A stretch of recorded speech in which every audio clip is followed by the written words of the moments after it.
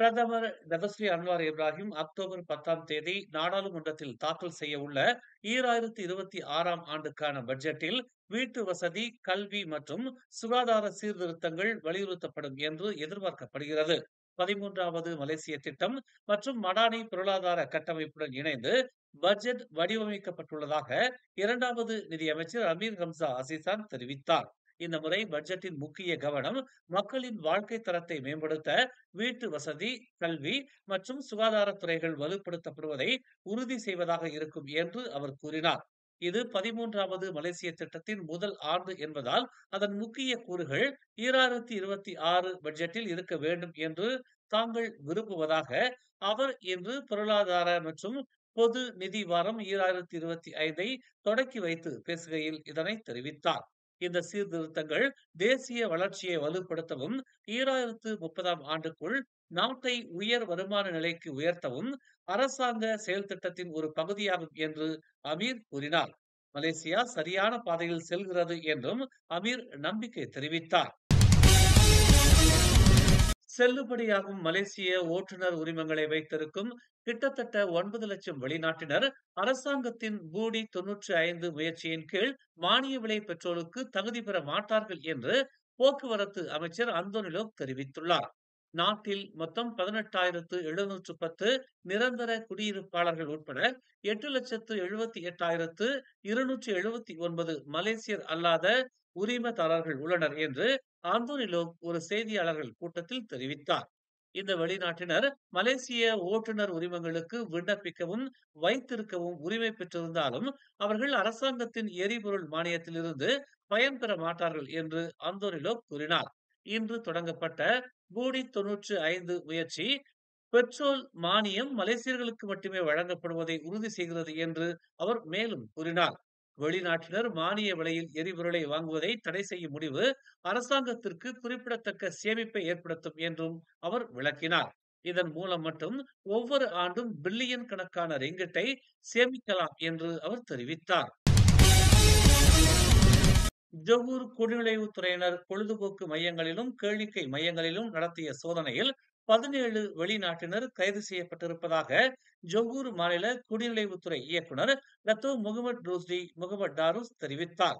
அவர்கள் அனைவரும் 18 முதல் 44 வயதுக்குட்பட்டவர்கள் என்றும் முறையான ஆவணங்கள் இன்றி சட்டவிரோதமாக மலேசியாவில் தங்கி இருந்ததாகவும் டத்தோ முகமது ரூஸ்டி முகமது டாருஸ் கூறினார்.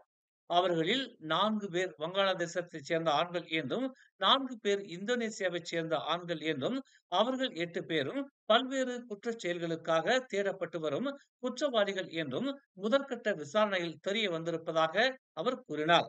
மேலும் கைது செய்யப்பட்ட 9 பெண்கள் சீன நாட்டைச் சேர்ந்தவர்கள் என்றும் மலிவு விலையில் ஆபாச நடனங்கள் ஆடும் பெண்கள் அவர்கள் என்றும் தெரிய வந்திருப்பதாக டத்தோ முகமது ரூஸ்டி முகமது டாருஸ் கூறினார். ஸ்லாங்கூர் ராஜா மூடா தெங்கு அமீர் ஷா சுல்தான் ஷராபுடின் இட்ரிஷாவின் அரச திருமண ஊர்வலத்தை ஒட்டி அக்டோபர் 2ஆம் தேதி காலை 7 மணி முதல் 10 மணி வரை கிள்ளான் ஜலான் இஸ்தானா 3 மணி நேரம் மூடப்படும் என்று தெரிவிக்கப்பட்டுள்ளது. இந்த காலகட்டத்தில் கிள்ளான் நகரில் வேறு எந்த சாலைகளும் மூடப்படாது என்று கிள்ளான் மாவட்ட காவல்துறை தலைவர் ஏசிபி ரம்லி காசா உறுதிப்படுத்தினார். போக்குவரத்து சீராக இருப்பதை உறுதி செய்வதற்காக போக்குவரத்து போலீசார் அந்த பகுதியை முழுமையாக கண்காணிப்பார்கள் என்று அவர் கூறினார். பாதிக்கப்படாத பகுதிகளில் போக்குவரத்து முழுவதும் வழக்கம் போல் முழுமையாக நடைபெறும் என்று அவர் கூறினார். பொறுப்பற்ற தரப்பினரிடமிருந்து வரும் எந்த ஒரு அதிகாரப்பூர்வமற்ற அறிவிப்புகள் அல்லது தகவல்களை பொதுமக்கள் நம்ப வேண்டாம் என்று அவர் முன்னெச்சரிக்கை அறிவுறுத்தலை வழங்கினார். அதிகாரப்பூர்வ காவல்துறை தகவல் தொடர்புகள் மட்டுமே நம்பகமான தகவல் ஆதாரங்களாக கருதப்பட வேண்டும் என்று அவர் வலியுறுத்தினார். அடுத்த மாதம் நடைபெறவிருக்கும் ஆசியான் உச்சி மாநாட்டிற்காக மலேசியாவிற்கு அமெரிக்க அதிபர் டொனால்டு டிரம்ப் வருகை தரும் போது அவரை சந்திக்க ஏற்பாடு செய்யுமாறு அரசாங்கத்தை பாஸ் கட்சி வலியுறுத்த வேண்டும் என்று உரிமை கட்சியின் துணை தலைவர் டேவிட் மார்ஷல் வலியுறுத்தியுள்ளார். அதிக எண்ணிக்கையிலான நாடாளுமன்ற இடங்களை கொண்ட கட்சியான பாஸ் கட்சி காசாவில் இஸ்ரேலின் நடவடிக்கைகளுக்கு எதிராக மலேசிய மக்களின் உறுதியான நிலைப்பாட்டை விளக்க இது ஒரு வரலாற்று பூர்வமான வாய்ப்பு என்று அவர் குறிப்பிட்டுள்ளார். காசாவில் பாலஸ்தீனியர்கள் கொல்லப்படுவதை நிறுத்துமாறு ட்ரம்பை நேரடியாக வலியுறுத்துவதே மேல் என்றும் வெகுஜன போராட்டங்கள் மங்கிவிடும் என்றும் மார்ஷல் கூறினார்.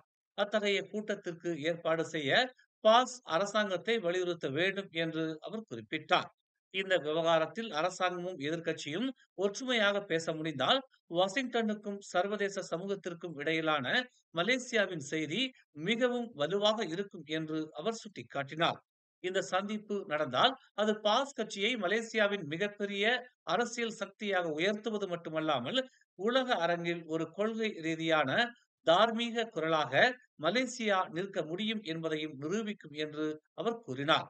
மலேசியாவில் ட்ரம்ப் இருப்பது ஒரு அரிய சந்தர்ப்பம் என்றும், எனவே இந்த விவகாரத்தில் பாஸ் கட்சி உறுதியாக செயல்பட வேண்டும் என்றும் அவர் ஒரு அறிக்கையில் கூறினார்.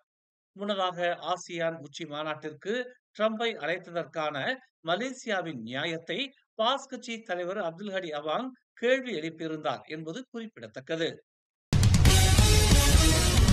நேற்று நடைபெற்ற ஒரு செய்தியாளர் கூட்டத்தில் பெர்சாத்து உச்சமன்ற உறுப்பினர் வான் சைஃபுல் வான்ஜான் முன்னாள் அமைச்சர் அஸ்மின் அலி ஓரின சேர்க்கையில் ஈடுபட்டதாக கூறப்படும் வீடியோவை சுற்றியுள்ள சர்ச்சை தீர்க்கப்படாமல் இருக்கும் வரை அஸ்மின் அலி பெர்சாத்துவை வழிநடத்த தகுதியற்றவர் என்று கூறினார்.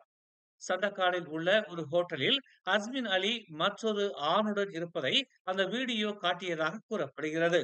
அப்போது பொருளாதாரத்துறை விவகார அமைச்சராகவும் PKR துணை தலைவராகவும் இருந்த அஸ்மின் அலி இந்த குற்றச்சாட்டை மறுத்து தனது அரசியல் வாழ்க்கையை முடிவுக்கு கொண்டு வருவதற்கான சதி என்று கூறினார். சைபர் செக்யூரிட்டி மலேசியா பின்னர் கிளிப் உண்மையானது என்று முடிவு செய்தது. ஆனால் பதிவின் மோசமான தரம் காரணமாக சம்பந்தப்பட்ட நபர்களின் முக அடையாளத்தை கண்டறிய முடியவில்லை என்று அது கூறியது. இந்த பதிவு அமெரிக்காவில் உள்ள தடயவியல் நிபுணர்களுக்கும் அனுப்பப்பட்டது. அவர்கள் கண்டுபிடிப்புகளை உறுதிப்படுத்தினர். இந்நிலையில் இந்த சர்ச்சைக்கு பாஸ் கட்சியின் தேர்தல் இயக்குனர் சனூசி நோர் கருத்து தெரிவிக்க மறுத்துவிட்டார். பெர்சாத்துவின் விவகாரங்களில் தாங்கள் தலையிட விரும்பவில்லை என்று அவர் கூறினார். பாஸ் கட்சியின் இளைஞர் பிரிவு தகவல் பிரிவு தலைவர் கைருல் நட்ஜிர் ஹெல்மி அசாரும் இதே போன்ற கருத்தை வெளியிட்டுள்ளார். பாஸ் கட்சி அதன் உறுப்பினர்களுக்கு மற்ற கட்சிகளின் விவகாரங்களில் தலையிட கற்றுக் கொடுக்கவில்லை என்று கூறினார். பொதுமக்களின் கவலைகளை நிவர்த்தி செய்வதில் பரிகாத்தான் நேசலனின் கவனம் தொடர வேண்டும் என்று அவர் கூறினார். உள் சர்ச்சைகள் அல்லது அதன் கூட்டணி கட்சிகள் எதிர்கொள்ளும் வெளிப்புற அழுத்தங்களை பொருட்படுத்தாமல் பரிகாத்தான் நேஷனல் தொடர்ந்து பலப்படுத்தப்படும் என்றும் மக்களின் பிரச்சனைகளுக்கு முன்னுரிமை அளிக்கப்படும் என்றும் அவர் கூறினார். மலேசியாவின் அடையாளமாக இருக்கும் KL டவர் எனும் கோலாலம்பூர் கோபுரத்தின் வாசலில் உள்ள வரவேற்பு பதாகையில் தமிழ் மொழி நிராகரிக்கப்பட்டிருந்தது சர்ச்சையாகிய நிலையில் இன்று காலை தகவல் தொடர்புத்துறை அமைச்சின் துணை அமைச்சர் தியோனி சிங் தமிழ் மொழியுடன் உள்ள பதாகையை அதிகாரப்பூர்வமாக திறந்து வைத்தார். மேலும் விடுபட்டிருந்த மற்ற மொழிகளையும் இதனுடன் இணைத்து தற்போது மலேசியாவில் அங்கீகரிக்கப்பட்டிருக்கும் 24 மொழிகளும் பதாகையில் இணைக்கப்பட்டிருப்பதாக தியோனி சிங் கூறினார். இது தொடர்பான சர்ச்சை கிளம்பியதும் கோலாலம்பூர் கோபுரத்தின் நிர்வாகத்திடம் தகவல் தெரிவிக்கப்பட்டு உடனடியாக மாற்று பலகையை முக்கியமாக தமிழ் எழுத்துக்கள் கொண்ட பதாகையை வாசலில் இடம்பெறச் செய்ய வேண்டும் என்று தியோனி சிங் கேட்டுக் கொண்டதாகவும் அதன் அடிப்படையில் கோலாலம்பூர் கோபுர நிர்வாகம் தவற்றை திருத்திக் கொண்டிருப்பதாகவும் மீண்டும் இது மாதிரியான தவறுகள் நிகழாது என்றும் தெரிவிக்கப்பட்டுள்ளது. மேலும் செய்திகளை தெரிந்து கொள்ள தமிழ் மலர் நாளிதழை பாருங்கள். எங்களோடு இணைந்திருக்க மலர் டிவியை பதிவு செய்து கொள்ளுங்கள். உறவுகள் மகிழ்ந்திட விருப்பம் மற்றும் பகிர்வு சேவையை சொடுக்கிடுங்கள்.